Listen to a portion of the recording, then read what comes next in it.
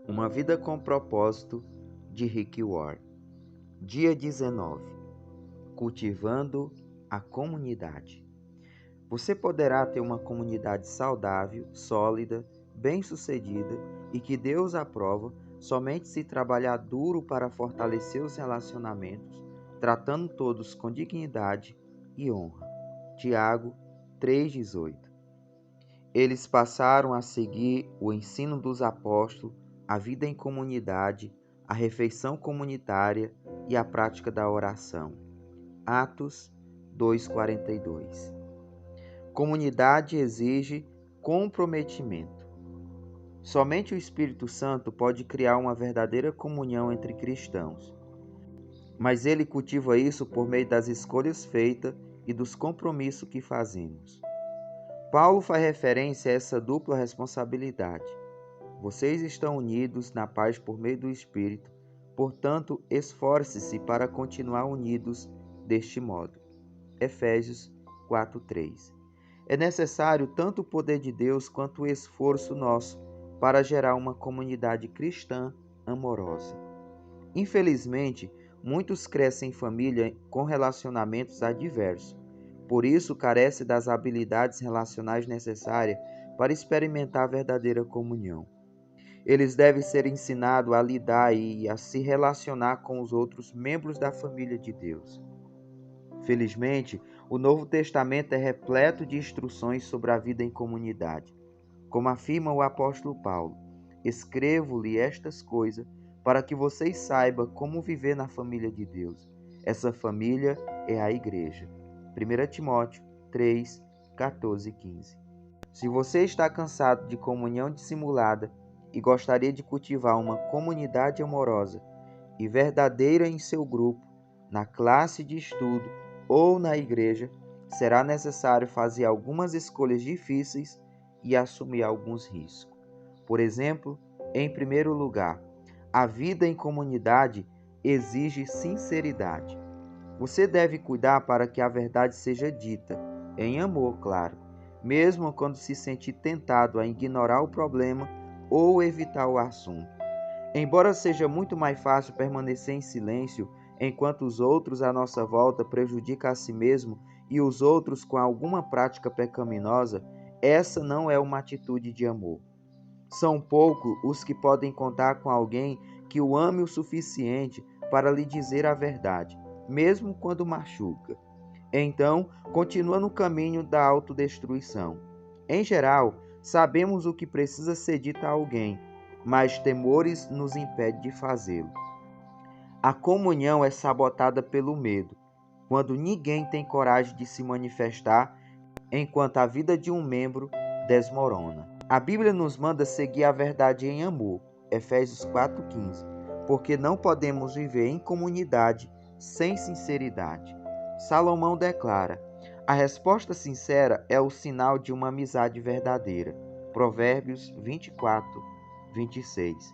Às vezes, isso significa importar-se o suficiente para repreender aquele que estiver em pecado ou sendo tentado a pecar. Paulo aconselha: irmãos e irmãs, se alguém em seu grupo comete algum erro, vocês que são espirituais deverão procurar essa pessoa e gentilmente ajudá-la a se corrigir. Gálatas 6, 1 e 2. Muitas comunidades e grupos mantêm um relacionamento superficial por recear os conflitos. Toda vez que uma questão delicada vem à tona, ela é imediatamente encoberta a fim de preservar a falsa sensação de paz.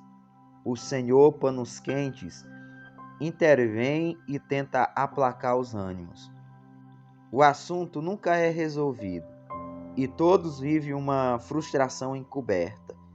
Todos sabem do problema, mas ninguém fala sobre ele abertamente. Isso cria um ambiente doentio de segredos e fofocas. Paulo é incisivo quanto a esse assunto. Essa nova vida traz mudanças. Chega de mentira, chega de fingimento, fale a verdade. No corpo de Cristo estamos, antes de tudo, conectados uns com os outros. Se vocês mentem para alguém, está mentindo para vocês mesmos. Efésios 4:25. A verdadeira comunhão no casamento, na amizade ou na igreja depende da franqueza.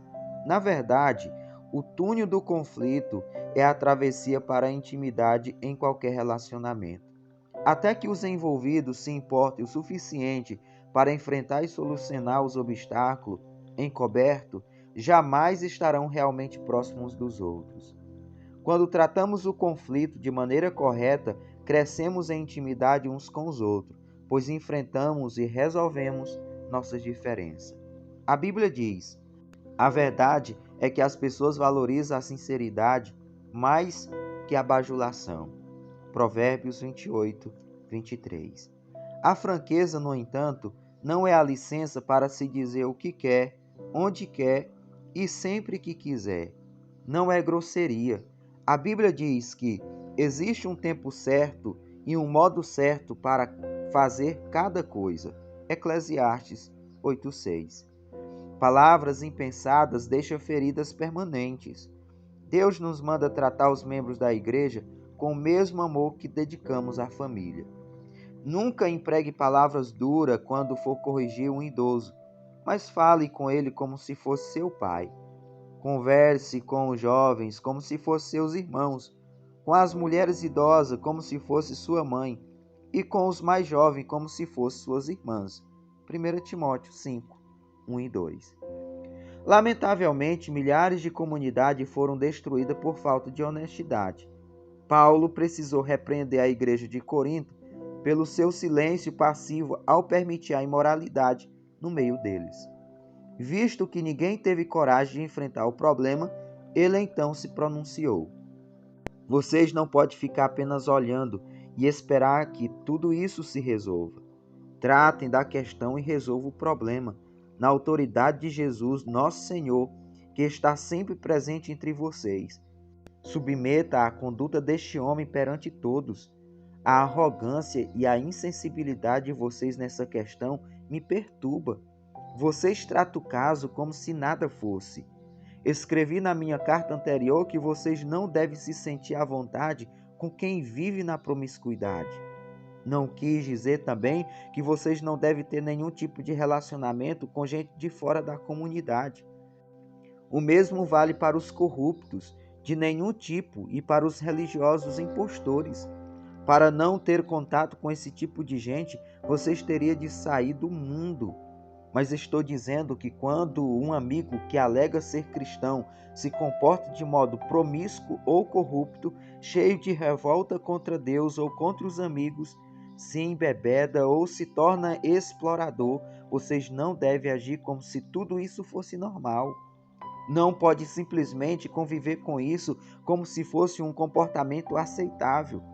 Não sou responsável por aquilo que os de fora fazem, mas será se não temos nenhuma responsabilidade pelos que são da comunidade cristã? 1 Coríntios 5, 3 ao 12. E em segundo lugar, a vida em comunidade exige humildade. A presunção, o convencimento e o orgulho obstinado destrói a comunhão mais rápido que qualquer outra coisa. O orgulho ergue muros entre as pessoas. A humildade constrói pontes. A humildade é um unguento que acalma e suaviza as relações. Por isso a Bíblia diz: seja todos humildes uns para com os outros. 1 Pedro 5,5. A vestimenta adequada à comunhão é a postura humilde. A continuação do versículo diz: porque Deus se opõe aos orgulhosos, mas concede graça aos humildes. 1 Pedro 5,5. Essa é a outra razão pela qual precisamos ser humildes. O orgulho impede a graça de Deus em nossa vida, na qual precisamos para crescer, ser transformados, curados e ajudar os outros. Recebemos a graça de Deus quando admitimos humildemente que precisamos dela. De acordo com a Bíblia, se nos portamos com arrogância, vivemos em oposição a Deus. Essa é a maneira tola e perigosa de viver. Você pode desenvolver a humildade de várias maneiras práticas, admitindo suas fraquezas, sendo paciente com as fraquezas dos outros, estando aberto à admoestação e pondo os outros em evidência. Paulo orienta: vivem em harmonia entre vocês. Não se comportem como se fossem superiores a alguém. Antes, alegre-se na companhia das pessoas comuns. E não pense que já sabe tudo. Romanos 12:16. Aos cristãos de Filipos, aconselha: nada faça por ambição egoísta ou por vaidade, mas humildemente considere os outros superiores a vocês mesmos. Cada um cuide não somente dos seus interesses, mas também dos interesses dos outros. Filipenses 2, 3 e 4. Humildade não é pensar menos de si mesmo, mas pensar menos em si mesmo. Humildade é pensar mais nos outros. Os humildes estarão interessados apenas em servir os outros, não pensam em si. E em terceiro lugar, a vida em comunidade exige cortesia. Somos corteses quando respeitamos as diferenças, quando temos consideração pelos sentimentos dos outros e quando somos pacientes com os que nos irritam. A Bíblia diz: é preciso carregar o fardo de termos consideração para com as dívidas e temores de outras pessoas. Romanos 12:2. Paulo diz a Tito: povo de Deus deve ser cortês e ter coração aberto. Tito 3:2. Em toda a igreja e em cada grupo há pelo menos uma pessoa difícil, e normalmente mais que uma. Essas pessoas podem ter carências emocionais, inseguranças profundas, maneirismo irritantes e habilidades sociais escassas. Você pode chamá-las carente de graça extra.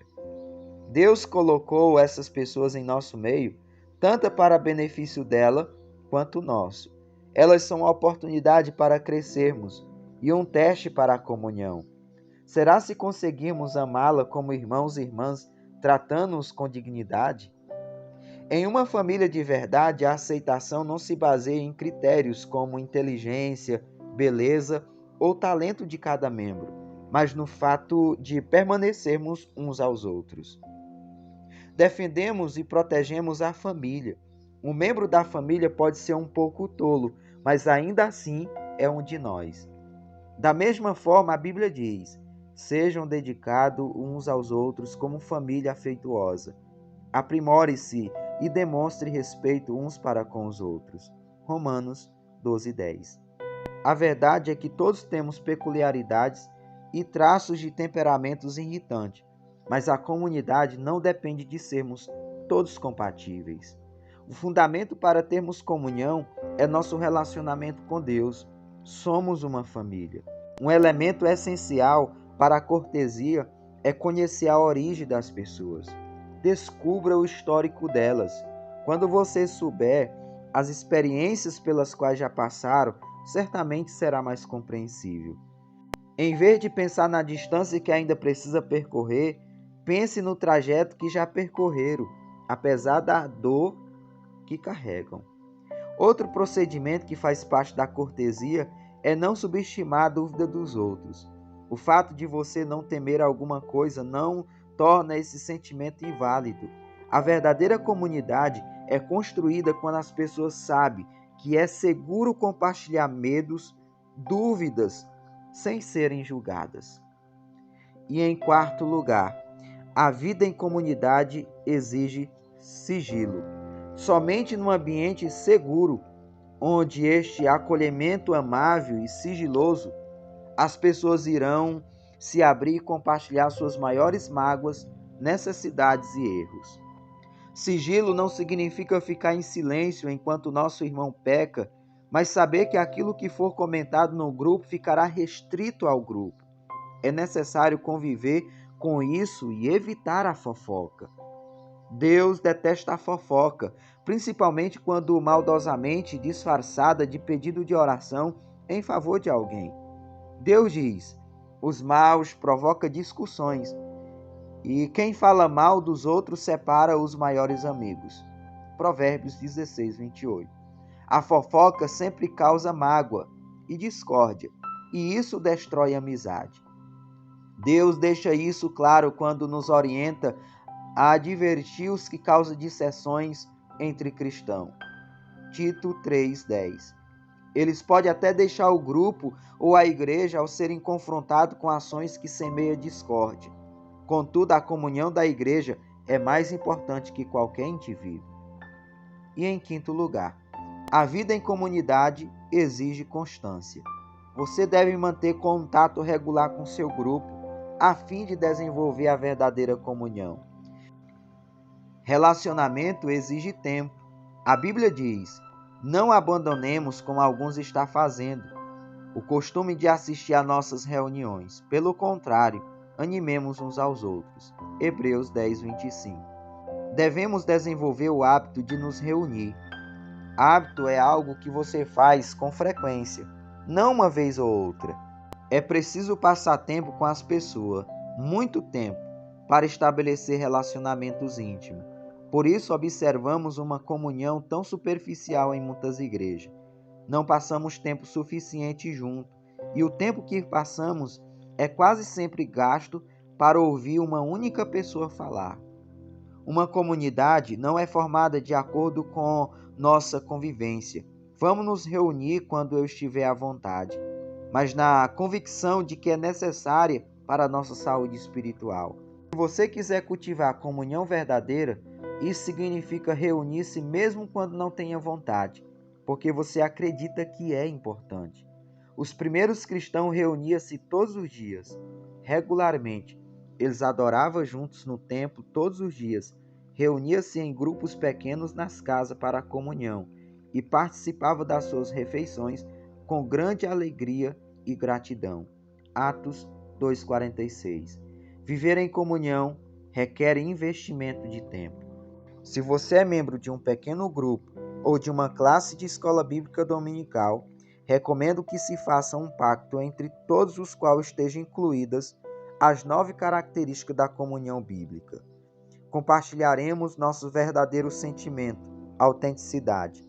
Incentivaremos uns aos outros, reciprocidade. Apoiaremos uns aos outros, compaixão. Perdoaremos uns aos outros, misericórdia. Falaremos a verdade com amor, sinceridade. Admitiremos nossas fraquezas, humildade. Respeitaremos nossas diferenças, cortesia. Não divulgaremos segredos alheios que nos são ditos em confiança, sigilo. Faremos do grupo uma prioridade, constância. Quando você olha a lista de características, fica evidente o motivo por que a comunhão de verdade é algo tão raro. Ter comunhão significa desistir de nosso individualismo e independência para nos tornarmos independentes. Os benefícios de compartilhar a vida uns com os outros, no entanto, são plenamente compensadores e nos prepara para o céu. Dia 19. Pensando sobre meu propósito de vida. Tema para reflexão. Comunidade exige comprometimento. Versículo para memorizar. Nós compreendemos o que é amor quando descobrimos que Cristo deu sua vida por nós. Isso significa que temos de dar nossa vida pelos outros fiéis. 1 João 3,16. Pergunta para meditar. Como eu poderia hoje ajudar meu grupo e minha igreja a desenvolver as características de uma comunidade verdadeira? Reflita e até o próximo áudio.